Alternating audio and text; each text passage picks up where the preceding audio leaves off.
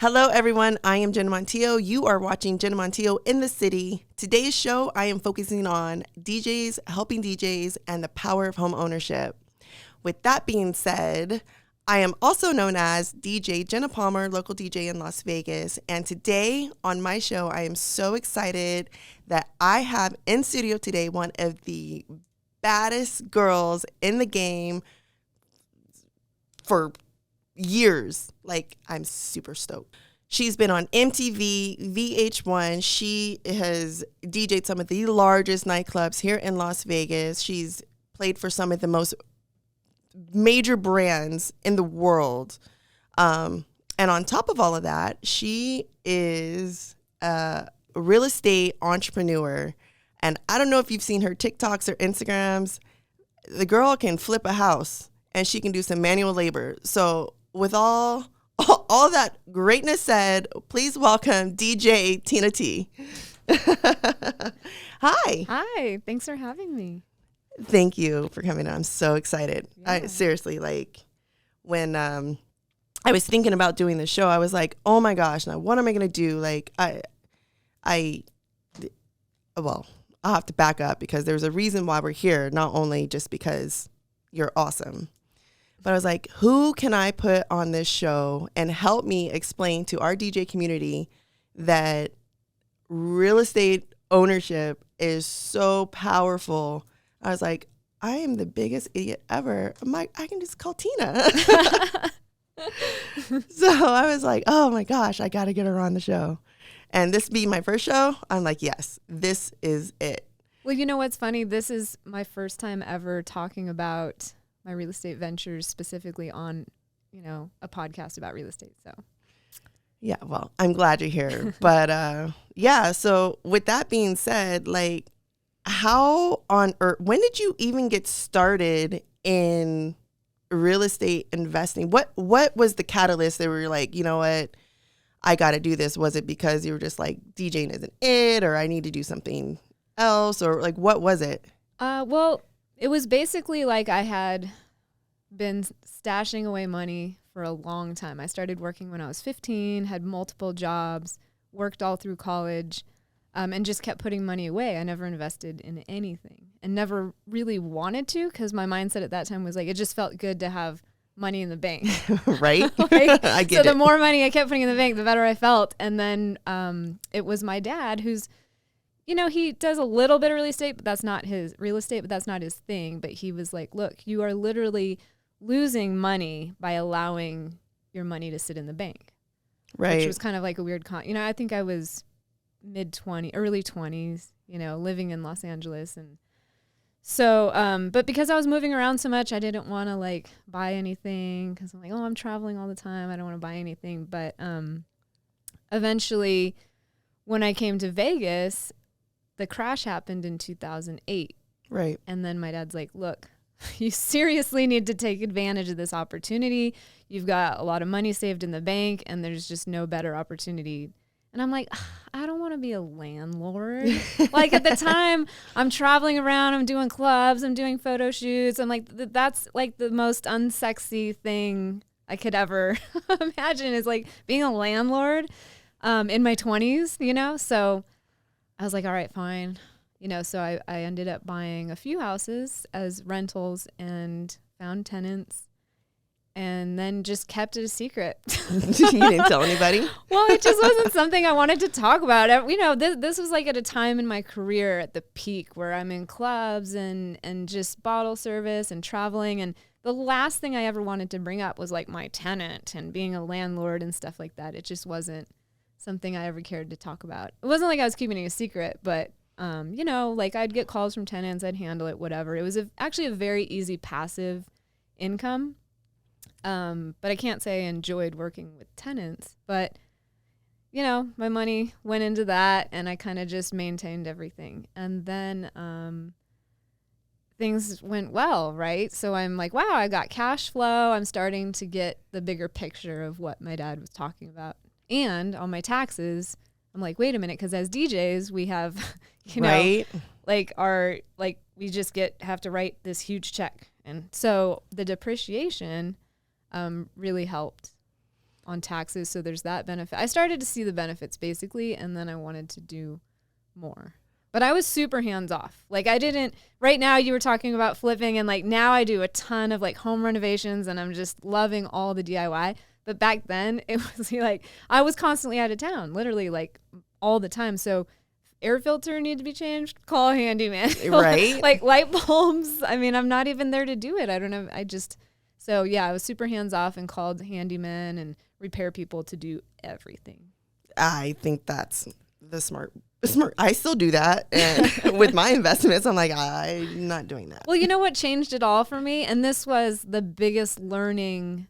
This was what like really catapulted me. I think it's a make or break, because for some people they would have got out of the business at this point. I had a tenant that was the worst tenant ever. Right.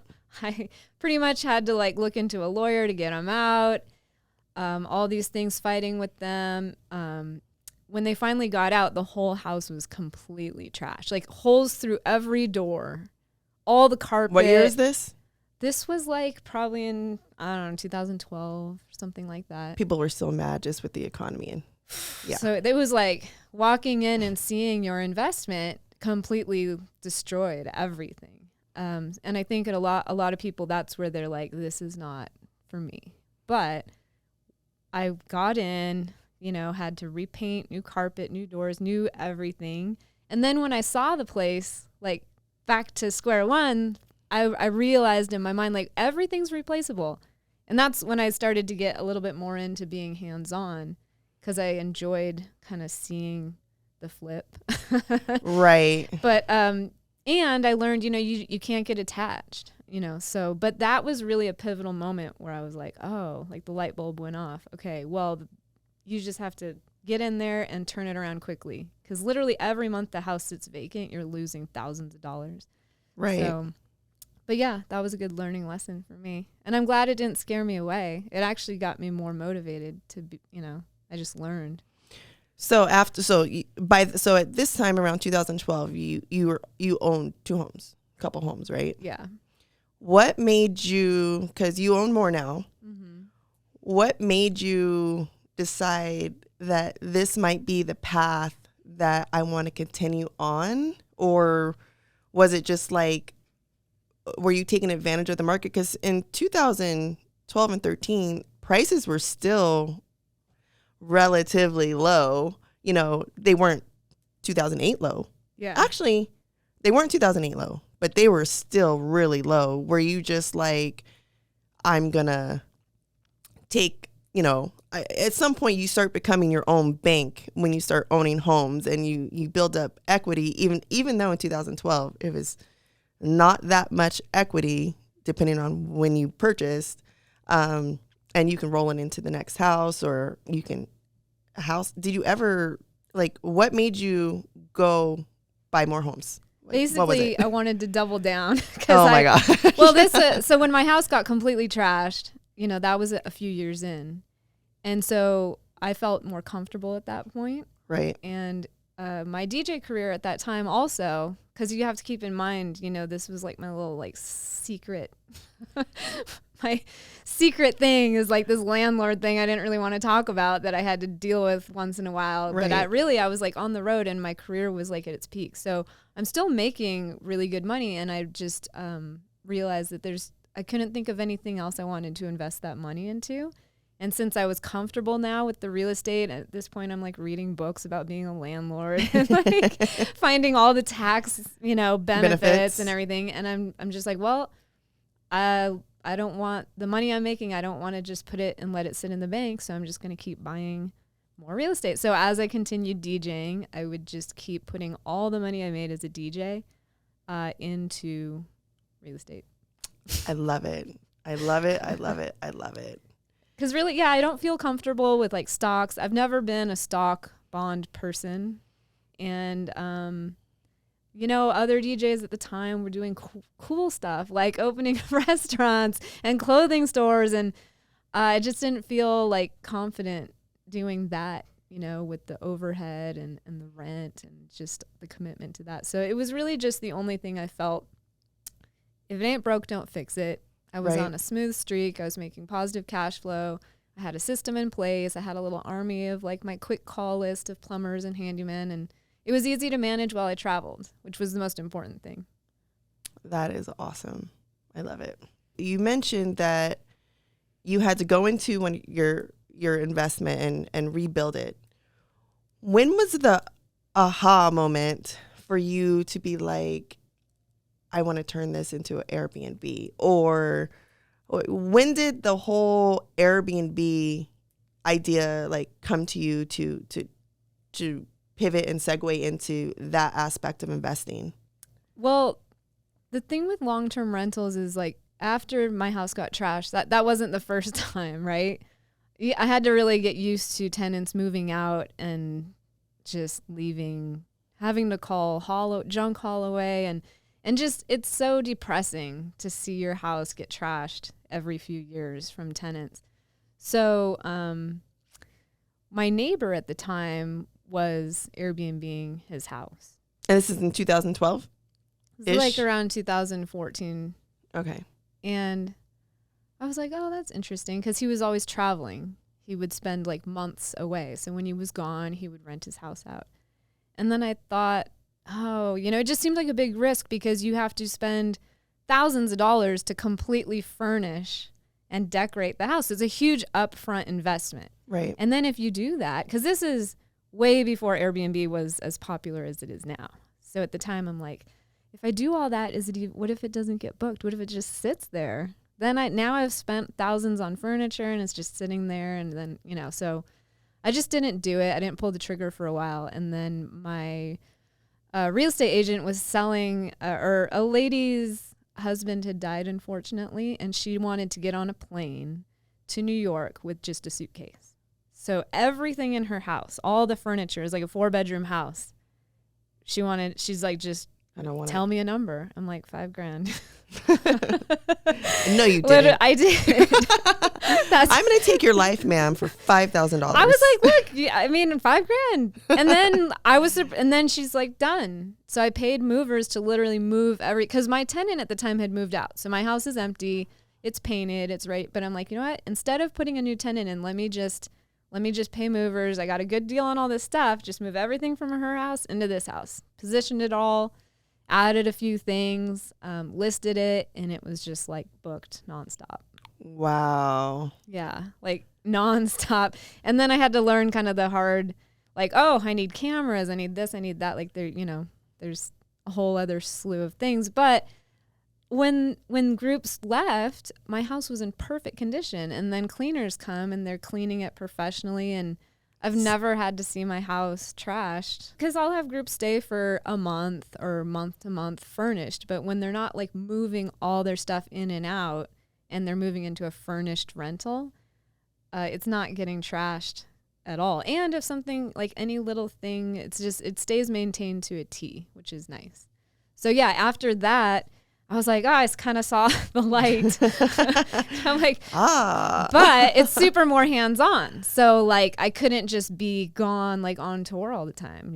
Like I kind of had to deal with guests, right? And their needs or things that came up had to be fixed immediately, like the same day. So as my other leases were going up, like people were moving out, instead of getting a new tenant, I was turning them into. Is my mic going out? No. Oh, okay. I think you just need to get closer. You're good. So yeah, I just pivoted into slowly converting my long-term rentals into like midterm, month-to-month stuff on Airbnb. That is awesome.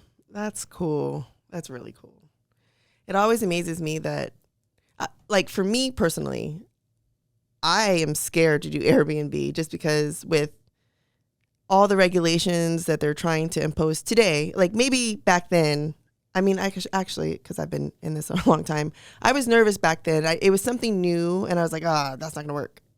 And lo and behold, like I missed out thinking, being extra cautious or fear, like I was afraid that I'm like, I missed out on so many opportunities because, and my line of work, like I see opportunities all the time, and I'm just like, wow, I could be a Tina T right now.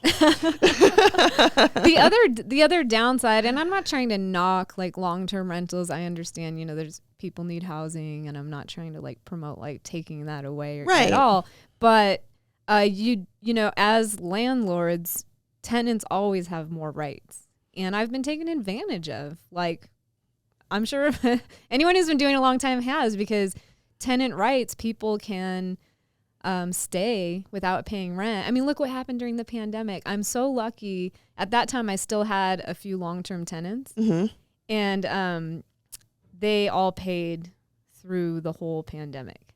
And those are the last ones. After that, after they moved out, I did 1031 exchanges into different houses because I wanted to get out of HOAs. Right.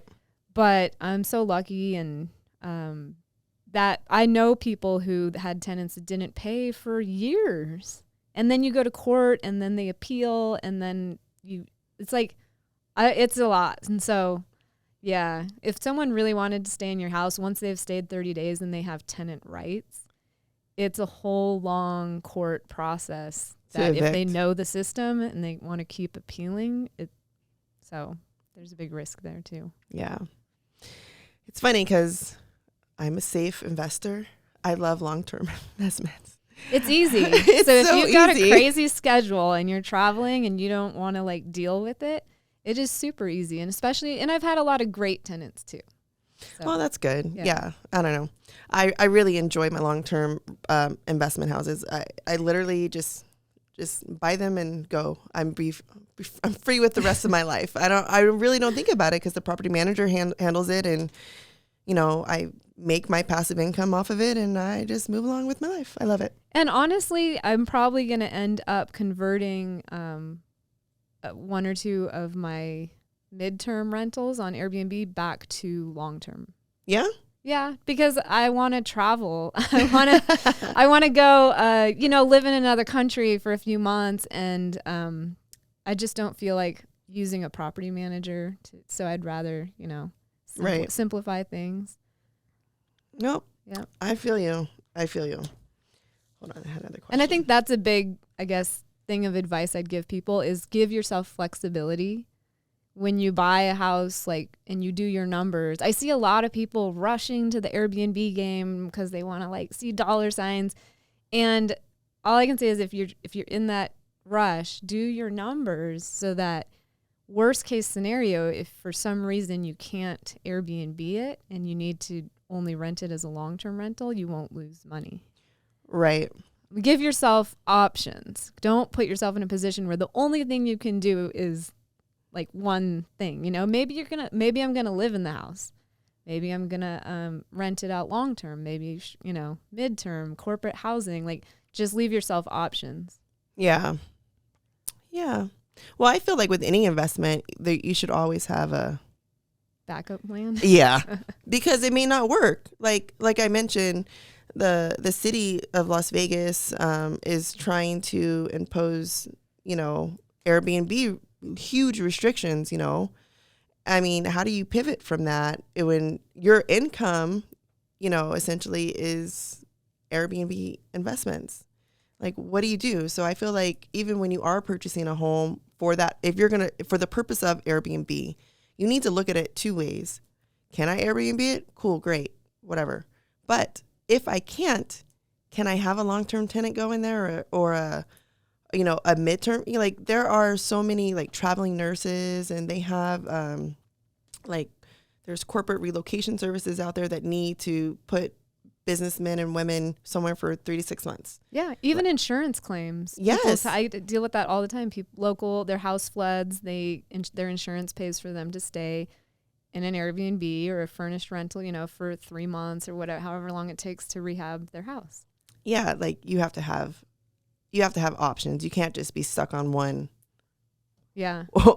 strategy because anything can happen. But I think nowadays too, Airbnb's gotten super oversaturated. People ask me all the time, "Oh, is it a good?" And I'm like, honestly, I don't think it's a good time to get into it.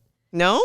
To Airbnb specifically, not right now, because the regulations are all changing and it's very up in the air. and it's super oversaturated because everybody like jumped on the bandwagon. Right. It's still not a bad, I just think it's a crazy time. Like in the county, everywhere in Vegas is regulating. And so you really can't do it in most places without a license, and you're not going to be able to get a license because they've all been taken. Okay, so I know, with that being said, I know you were a big Airbnb advocate. Like you go down to this city hall, you speak on behalf of Airbnb owners. Like, can you tell me a little bit more about what really is going on in Airbnb world? Yeah, and I don't want to say, I want to get away from saying Airbnb because that's just one platform. That's true. So what we're talking about are short-term rentals, and Correct. A short-term rental is defined by anything less than 30 days. Correct. So if you're doing something over 30 days, you don't need a license. It's not illegal. You're perfectly fine. But as soon as you go less than 30 days, it becomes short-term rental, and it's considered transient housing, which is what residential neighborhoods are not zoned for, and that's why you need this special license. So, what's going on? Well, so Vegas, it's like a lot. There's North Las Vegas, there's Henderson, right? There's the city of Las Vegas, and then there's Clark County. Yep. So the first thing you need to do is figure out where your home is, and then you can look up because they all have different rules.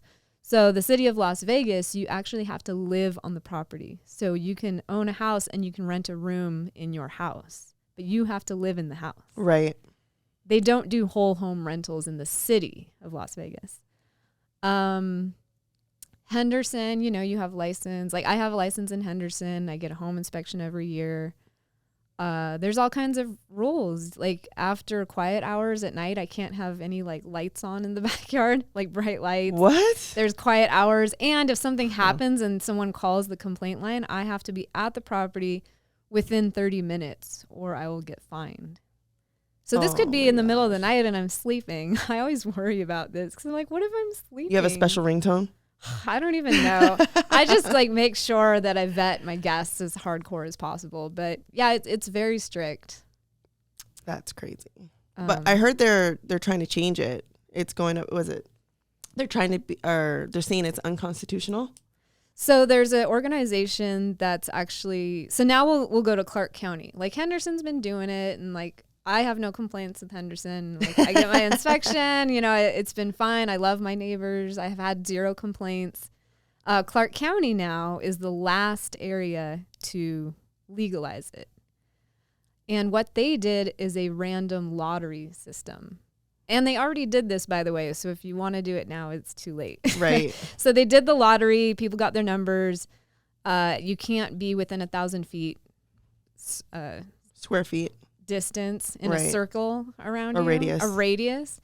And so if you're within 1,000 feet of another person who's trying to apply for a license and they got like a higher number than your lottery number, then, you guys can't. So basically, just waiting to hear the next steps on that. There's an organization called the Greater Las Vegas Short-Term Rental Association. And if you really want to like find out more about this, go to their website. You can just Google them and they have a lot of information on it. But they are actually suing the county for, basically that it's unconstitutional. Unconstitutional. And so we'll see where that goes. I don't really take a stance like hard either way because, our commissioners are doing their job. Right. There's a lot of neighbors who have had bad experiences and like I totally get it. There's been some bad actors for Airbnb that have made us all look bad. Right. And so we have to fight against that. And so I see both sides, but we'll just see what happens. I'm glad that they legalized it. I'm doing the process and hopefully the process goes smoothly, but it does it's a disadvantage for anyone new coming in because like good luck trying now. So, I don't know if they're going to reopen the lottery. I have no idea what they'll do as far as like opportunities in the future. Right. So what she's saying is pretty much get a long-term investment. Yeah. You don't have to deal with it. No. So all in all, after doing this for how many years now? Since what year is this? 2008. Now we're in 2023. Was that 15 years? I can't Forever. count. Sorry. It's crazy. Count bars. No. Yeah, that's a really long time. So what's the next step? Or yeah, actually, you know what? What is something that you would have done differently when it comes to just being a real estate entrepreneur in general, period? Well, I definitely would have taken that risk of jumping from long term to, midterm or trying Airbnb. I would have taken that risk sooner. Okay. Because yeah, I think when you're young, like at that time, I still consider myself young, but at that time, Girl, like we are. I could have taken way more risks. So you're a conservative investor too. I'm a conservative investor as well. And I think that you got to really look at where you are in your life and like I should have been more, I can still be risky, but we're just conservative. So it is, but if I could go back, obviously, but what I know now, like, oh, I should have done it sooner. Yeah. I would have gotten hands-on sooner too, because now it's just so empowering to do all the work myself on the houses. It's like therapeutic. Claws. Yeah. These claws can't do that work. I'm just joking. No, I honestly, I can't do it just because I don't know how. I didn't know how either. I always tell people, they're like, how'd you? I'm like, I just figured it out. Here's my theory on home repairs. Just go on YouTube, right? Go on TikTok. This is literally what I do. I look at something and I'm like, I start researching on YouTube and TikTok for videos to watch. And then I'm like, I think I'm feeling pretty confident. I have long conversations with people at Floor & Decor and Home Depot. And then when I feel confident, I just give it a go. And if I mess it up, then that's when I'll pay someone to come in and do it. Oh, I like that. Yeah. Instead of going first to paying somebody, because it's the same price to pay them most of the time, then you might as well just give it a go. I guess. I don't know. I'm not going to get into what I tried to do last week and had to throw it away. But yeah, I guess. I mean, I can do some stuff, but no, all props, because I see you on Instagram, like making me look like a bad wife. And I'm like, I can't demo tile floors and go ahead and do a stained concrete. It's beautiful. I can't do that.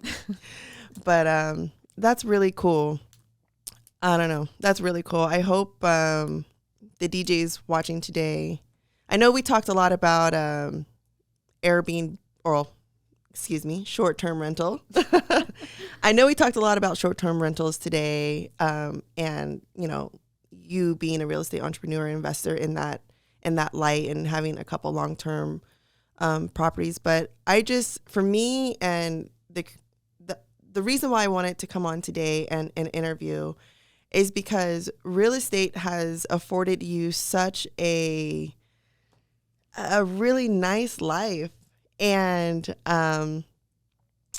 just a little history about myself. I've been DJing almost as long as I've been a real estate agent. I only start investing maybe like 5 years ago. And you were part of the reason I'm like, oh my gosh, like DJing is great. I love it. I love real estate. Been a real estate agent forever.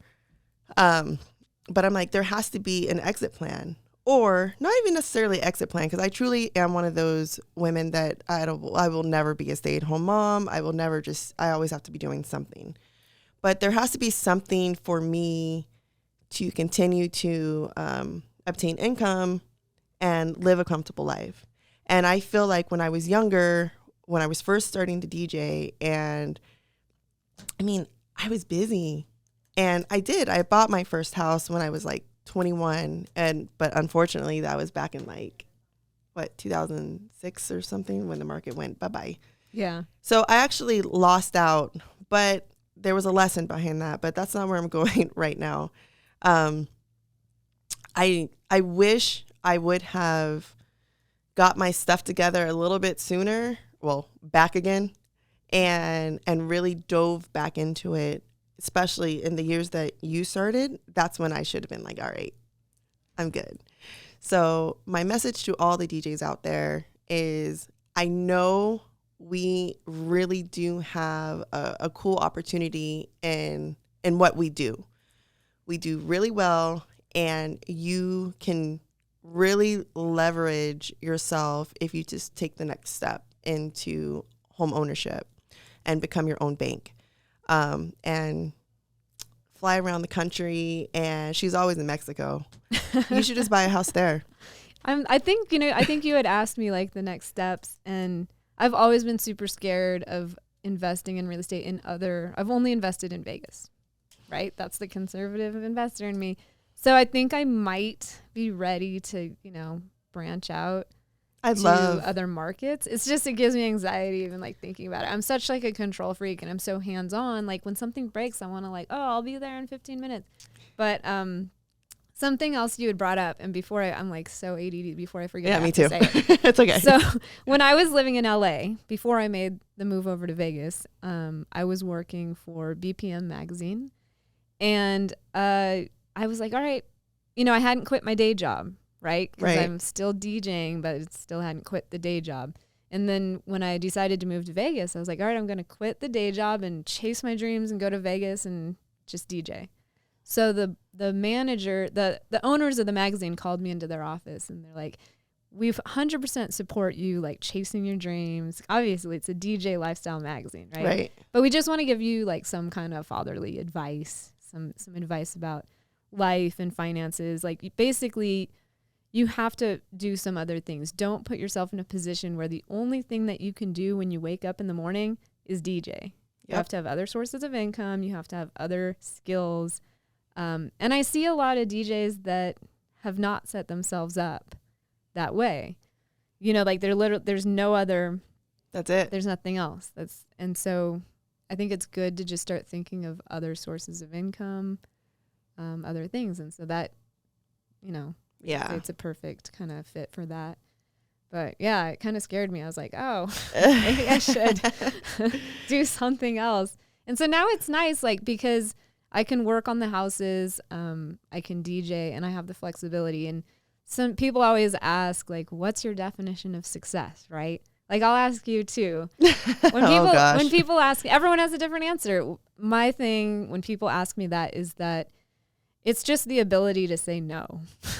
As a DJ of over 25 years now, I never felt like I could say no to gigs until really just the last few years. I felt like finally like, no, I'm going to be super picky. And the only reason I'm really able to be picky about my gigs now is because I do have this other basically like full-time job. Right. That's self-employed. And if I want to like not do that either, I don't have to. I can get other people to do it, but I just enjoy doing it myself. So I love that. That's my simple definition of success, just the ability to say no. Yeah. And Jenna, now I'm going to be the interviewer and ask you what your definition of success is. I believe, I guess my definition of success is what my ultimate goal is. And that is just to have time, and time how I want to spend it. And that's with my family and my friends and just relaxing. And it goes into saying no. Mm-hmm. I do that when I get there. I'm working on it. I'm not there yet, but the success for me is to be able to just say, I'm okay. I'm gonna spend time with my family today. Yeah. So I guess in a sense, it is saying no, just in a nicer way. No, I'm not gonna do that. No. Hey, I mean, time. We can't get that back. So.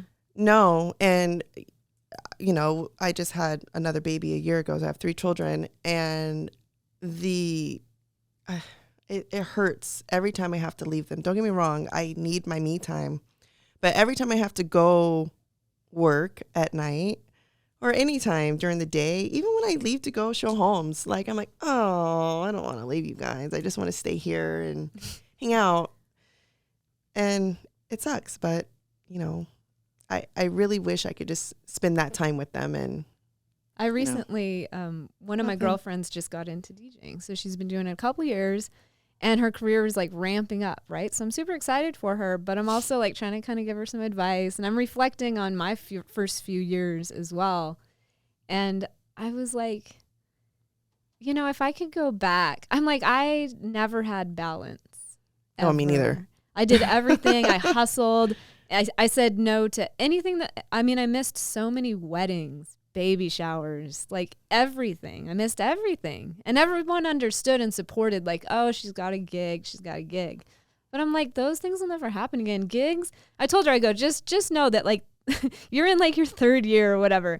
Those gigs are going to just keep coming. They're not going anywhere. They're just gigs. You're going to have them for like the next 20 years, right? Right. So just like you said, spend time with your family, like go to the weddings, funeral, like all those things I just didn't do for so long. Actually, I'm kicking myself in the butt because while being pregnant, I started to reflect on like my life and where I am and what I want to do in the future. And I realized, I'm like, what happened to all my friends? And I feel so bad because I feel like I truly neglected them.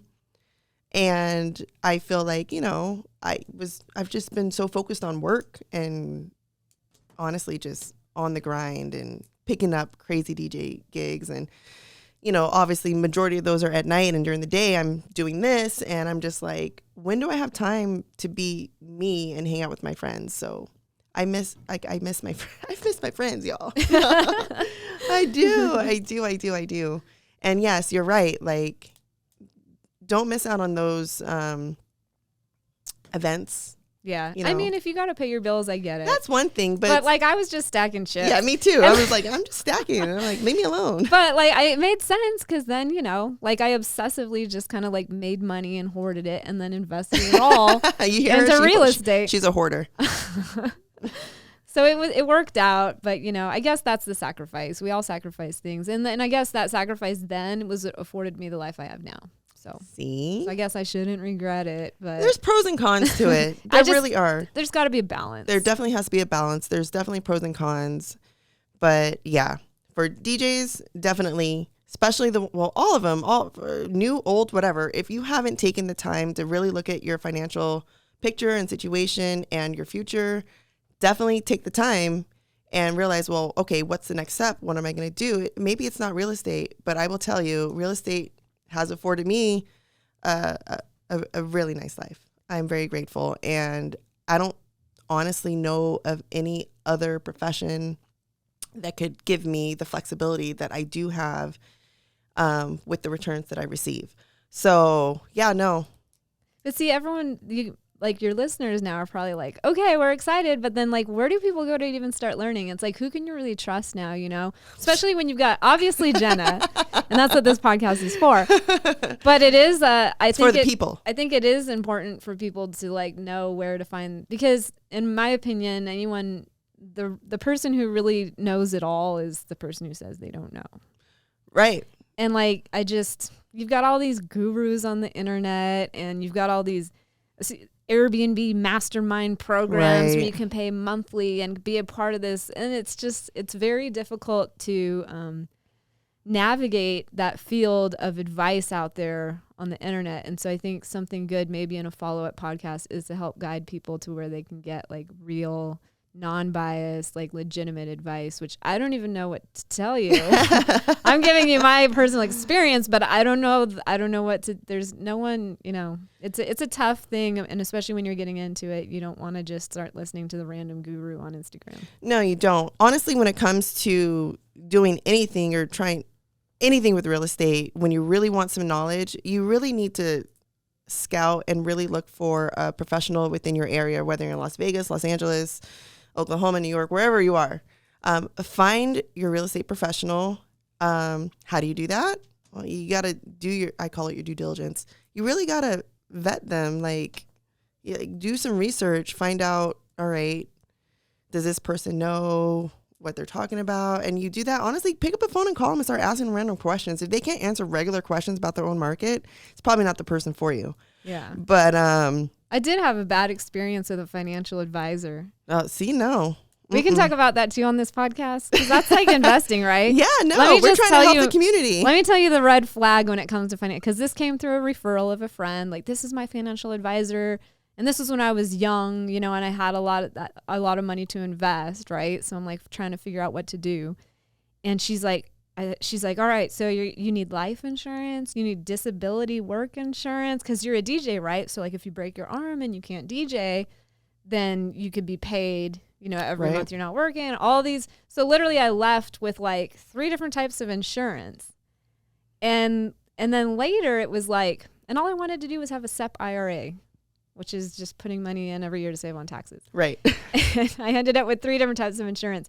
And then later, I was talking to like my dad's lawyer, and he's like, I really don't think that you need all this insurance. You don't have a family. Why do you need life insurance? Who's collecting your life insurance? And you don't need disability work insurance either, because like you have family, you have places to go, people to take care of you. You're not like on the street if you get hurt. Right. So then I go to this financial planner and I'm like, hey, I want to cancel all this insurance. And she like blacklisted me. What? Like got so mad. I mean, like, she's like, look, I was like, but you can still run my SEP IRA. I just don't need all this insurance. Right. She's like, if you don't want to do the insurance, I can't manage your SEP IRA. And if you're going to listen to other people, then I can't advise you either. Bye, girl. And so to me, here's my red flag. If you sit down with a financial advisor and they try to sell you life insurance, like right off the bat, red flag. Just from my personal experience. And disability work, all of that. Like, as DJs, yeah, we got to things are different for us, but I don't know. That was a huge. I now have a new financial planner, but like I watched for the red flag. He didn't try and sell me any insurance. So do you have insurance now? I'm just joking. Life insurance? I'm just joking. No, I mean I have health insurance. I mean life insurance. Yeah.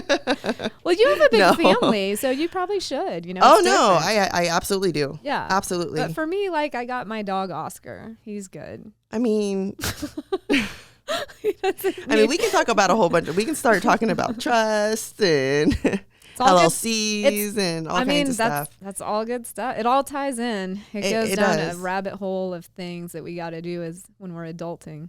Oh my gosh. Yes, absolutely. But if anyone has questions about real estate, you should really have a trusted real estate professional.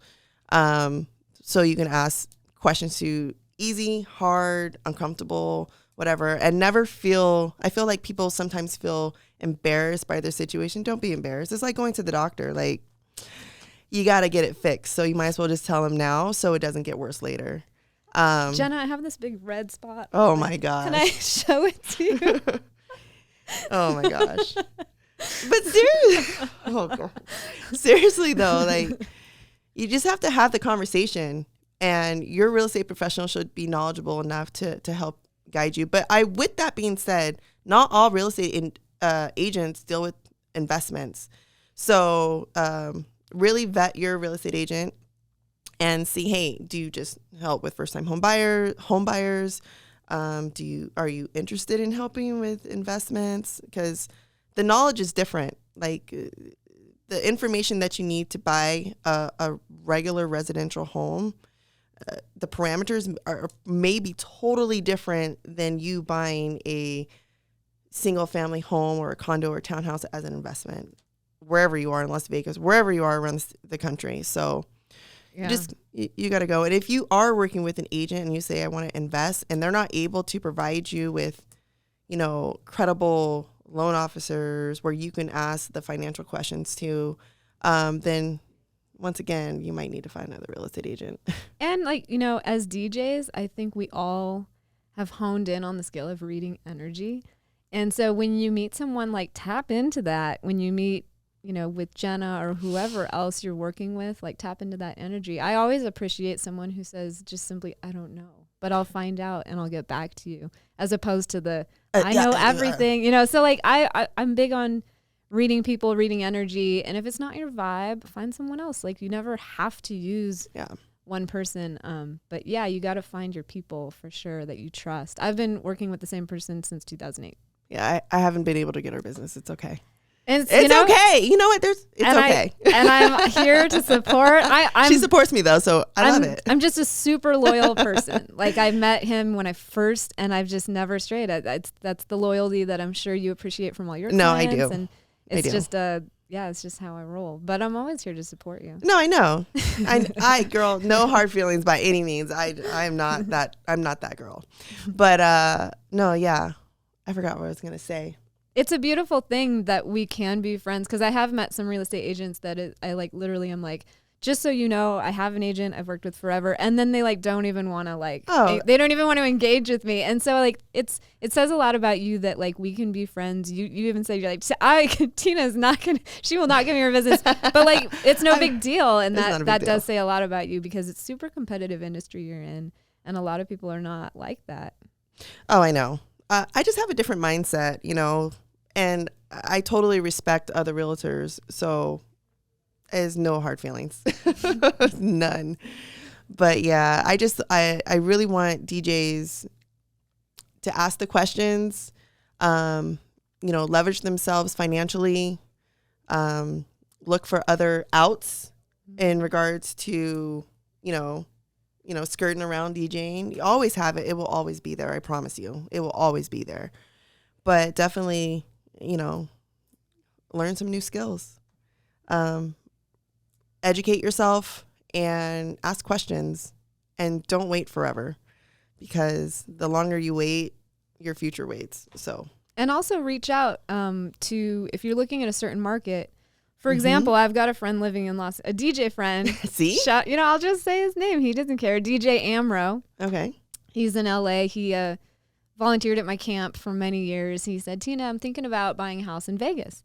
And I'm like, oh, well, you should. The first thing I always tell people is you should come out and stay with me for a couple days and like get your bearings. You know what I mean? Like go see the city and like, and so I think if you're listening to this and you don't live in Vegas and you're considering Vegas, obviously just come stay for a while. Yeah, stay for a couple days. I mean, I bought a house in Oklahoma this year. And it's obviously it's an investment house. I do not plan on moving to Oklahoma. I like it there. I actually really liked it when I went out there. But my husband was like, we should buy one. Let's go to Oklahoma. I was like, well, let me do some research. So I started doing my research and I'm like, oh, I think he's onto something. Like this might actually work. And I did. We went to Oklahoma. We stayed for a few days. We drove around. We got acquainted. We asked 1,000 questions. And I mean, when I say like, I asked 1,000 questions, that's probably no lie. I called different companies. I just like different property management companies, different real estate agents, because everyone has a different opinion. Mm-hmm. I called them and I was just asking, like I was acting like the dumb, like, well, not dumb, just uneducated person, right? So I asked them all my questions and I'm like, you know what, this is it. Like, I'm going to do it. And I did. I did something that was risky because this was my first out of state investment, and we did it and I love it. It's been knock on wood. It's been a really good it's been a really good, what's the word? Not opportunity. It was an opportunity, but that's not the word I'm looking for. It was a really good investment. Yeah. I'm happy it was affordable. And I mean, that's just one way of investing. Like people can house hack, they can buy a house. I mean, come on, DJs, we all know. What's the first thing everyone does when I'm moving to Vegas, or I have a house in Vegas? Well, can I live with you? Or I'm thinking about moving out there too. Great. You know what? I got an extra room for rent. How about that? You can house hack. Yeah. I have a few friends that I've like turned on to renting houses out in their rooms, because during the time that you bought your first house in Vegas, like when I first came to Vegas in 2008, I swear every DJ I knew was like, in my eyes, was like billionaires. Right. Because I came from LA in like little apartments, you know, and I get to Vegas and every time I'd go to a DJ's house, they're like literally, they all have swimming pools with grottos and waterfalls. And I'm like, and the people, just multiple cars. But, you know, at that time, it was right before, like, you know, like things were just different at that time. The right. DJ gigs were different. Everything was just different. But I don't even remember what my point was. Oh, well, we were talking about house hacking. Oh, yeah. So a lot of them had bought up multiple rentals and just started at that time. And then, so a few of the friends kept their houses that are like 5-bedroom houses that they were living in by themselves because they had it for so long from that time. Right. And I'm like, why don't you rent out all these rooms, you know? And now they've got full houses and their mortgages are paid for, like completely. Exactly. Yeah. There's other ways. Plenty of people always looking for a room to rent. I get called at least once every other month from someone everyone's from LA. Just come to Vegas. Stop calling. Just make the move. So many locals are like, no. I know. I probably just totally shot my podcast by saying that. But no, I'm just like, why don't you just come out here? You like, can come out here, just don't drive like assholes. Thank we you. see your California plates and we're like, you're ruining it. Just drive friendly. Just be nice drivers. Yeah. No, but seriously, just come out here, stay in a room, rent it out. That's what I did with my first house. I bought the house and I rented out the rooms. But unfortunately, I had a great adjustable rate mortgage, so that didn't last too long. We learned our lesson. But yeah, no, there's different ways. You don't need tons of money to get started. There's programs out there that people can buy homes literally with like nothing down. And they still exist today, even with today's interest rates. So yeah, I mean, especially if you're like a veteran, you should take advantage of all Totally. those opportunities as well. Totally. But yeah. What time is it? Oh, look at it. It was a good solid. Is there anything else that we didn't talk about? Adaptability. We kind of talked about that. Navigating challenges. Oh, wait. That was something else. That was about Airbnb. Okay. I don't know. Do you have anything else to add? I don't think so.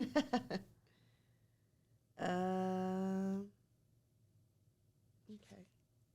Oh, maybe like where you think the market is now and what's happening in the market, which is obviously just an opinion based. But I mean, that's what people want to know. Like everyone's like, oh, and everyone has a different opinion. Both of us. Oh, okay. Well, you can throw it back at me when I ask you. So tell me what you think as an investor, the market, how do you envision or how do you see today's current market and where do you think it's going? It's a tough one because the interest rate right now is so high. So you've got this backup. People have been waiting and waiting for the interest rate to go down. But now I hear, I'm not trying to buy, or I'm considering selling. I'll tell you why soon when this happens. But what they're saying is that you might as well buy now because as soon as they lower that interest rate, you're going to have a flood of buyers and be competing with all the people who've been waiting for so long. So if you buy now and then refinance, you're better off than like competing with everybody else when the floodgates open. Yeah. So I'm considering selling one when the floodgates open because I'll be in a great position as a seller. Yeah. The price of my house will go up. Right. A lot. The problem is then what do I do with that money, right? Like I said, I don't invest in anything else. So for me, I would probably take a house that is my least favorite. Oh my goodness. Just to spin my wheels and do a 1031 exchange to avoid capital gains taxes. Right. And then I have 90 days but when you're doing an exchange, it doesn't matter when you buy or sell because what's going to happen is I'm going to sell high, but I'm also going to have to buy something within 90 days, which means I'll be buying high. Yep. But I'll get out of a house that I'm not really fond of and into something else that I'm more excited about and then probably do renovations and do what you do best. Yeah. We'll get some new content. What about you? Because I'm definitely not a real estate professional. So let's ask a real estate professional for what you think is going to happen or what's happening now and so if someone's like, I want to buy a house, Jenna, like, what do you think? I'm being interviewed now. No, I love it. No, actually, you're actually right. Right now in today's market, honestly, like it's continuing to move. Buyers are still buying. Mm-hmm. And what I'm seeing, especially with my own clients, is we're really getting some good deals. I'm just saying, like, I know our mindset is like, oh my God, these prices are so high. But in all reality, that's just their list price. That is not what they're selling for. Granted, there are some homes that are listing right and they are selling for their list price. But we have I think we have more motivated sellers in today's market, and that's not going to last because whatever their motivation is, they are offering really nice incentives to buyers. They are lowering their listing price.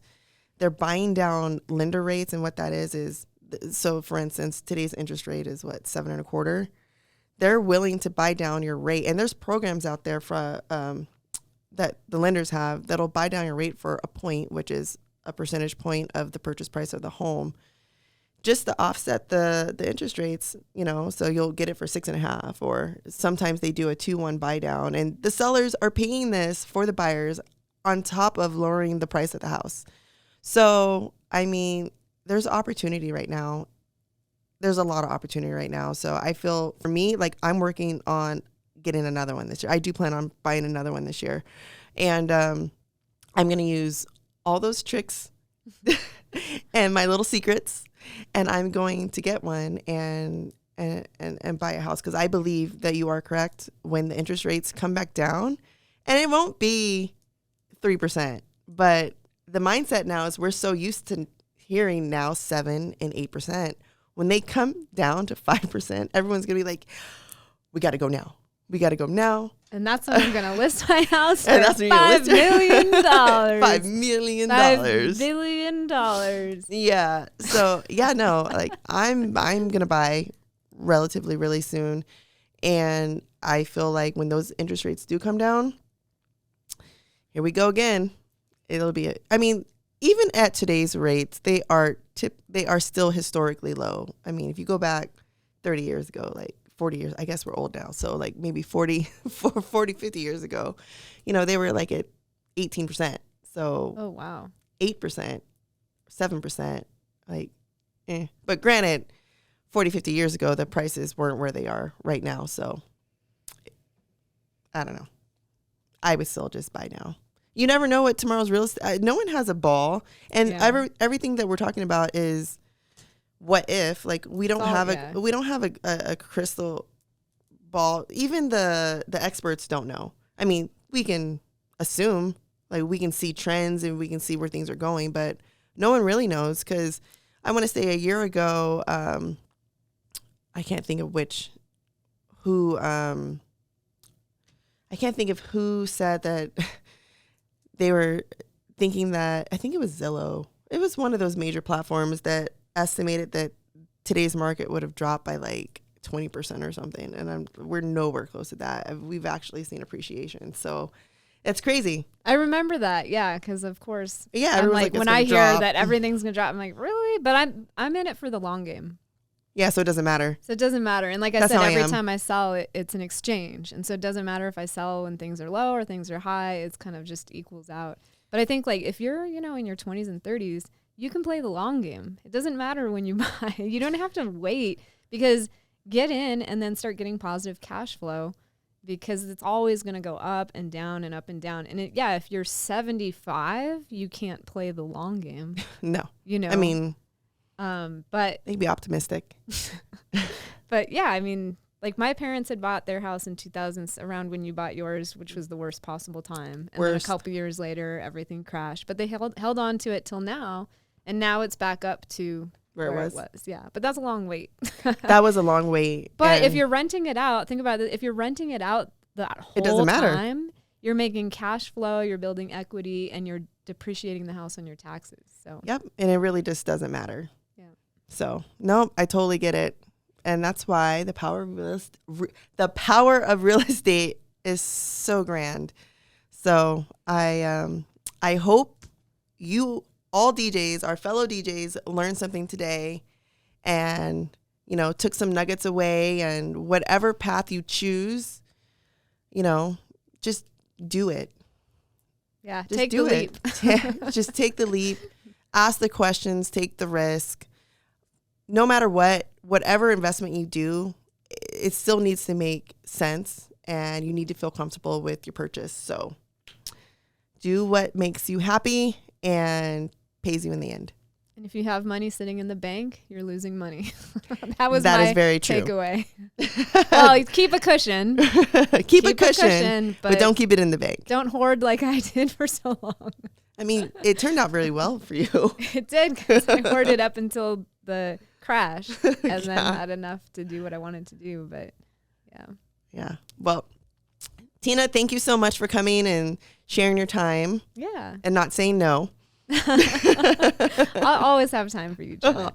You're one of the real ones. I appreciate you. Oh, I love you. All right. And you can't see him. He's off in the corner, but we got DJ John Cha. He's still in the corner. He doesn't want to say hi, but he's here too. John, thank you for helping me do this awesome podcast. And until next time, this is Jenna Montiel in the city.